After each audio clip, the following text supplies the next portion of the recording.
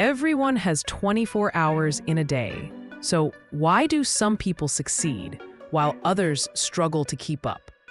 The answer is simple: time management. Time is the only resource you can't buy, pause, or recover. Once it's gone forever. Successful people treat time like gold. Working hard is not enough. The secret lies in working smart with a plan. Every minute spent planning saves 10 minutes of execution. Use the 80-20 rule. 80% of results come from 20% of tasks. Focus on what truly moves your life forward. Social media, notifications, multitasking. These things steal your time and energy. Protect your focus like a treasure.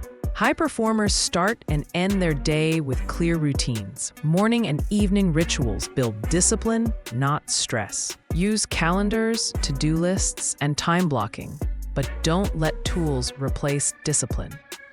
The real tool is your mindset. You don't need more time. You need to use your time better. Master time, and success will follow you.